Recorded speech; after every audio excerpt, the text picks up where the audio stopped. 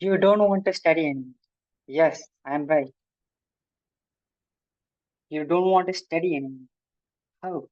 Yeah, you are guys nearing the last exam of CMA Inter Group 1, that is costing. So I hope you all have gone through all the struggles and undergone all the exams. Now you are last one day to go.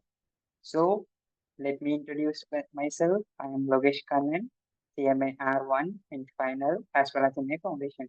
So let us see some of the tips and tricks for cracking the last and final paper of your Kannan.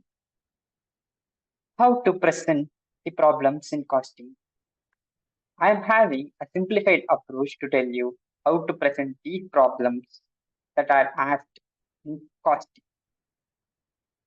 It is a three-step answer or approach you have to follow while you are writing your answer for costing. First, you have to state all the information that is given in the question.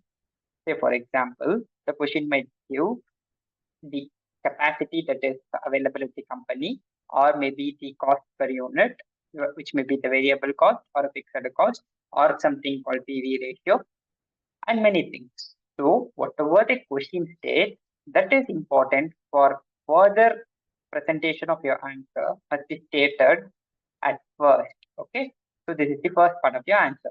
The next one, you have to list out what is the requirements they have asked. Say, for example, they might ask what is the unit for attaining a break even, or they might ask what is the MOS, or they might ask which option is better to opt, either to buy or to produce.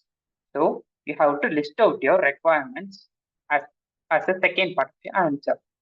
And finally, you have to present your solution step by step clearly so that it is easier for the examiner to understand what you have done and provide marks for each step that is required. Okay, always follow these three parts or three-step approach for your answer. Next, some of the important points to remember as highlighted by engineers.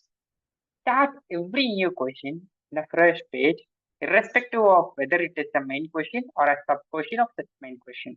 Okay, say for example, eighth question may have A as well as B. It is divided, it may be divided into two parts. A question may be asking some points, and B question may be asking some other points. Both put together forms the question.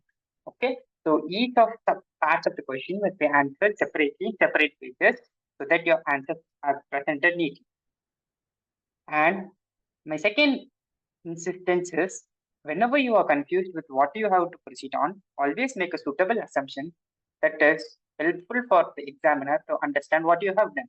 Okay, and always try to give some alternate solutions if possible, if you are not sure that your answers are correct. Finally, I insist on highlighting all your formulas or maybe some important steps that is required for the solution to proceed further so that you will not lose any marks. And the last minute tip, which I can say is, do not stuck on any single question that's not giving you an answer. Always proceed with those questions that you know perfectly and which does not take much of your time.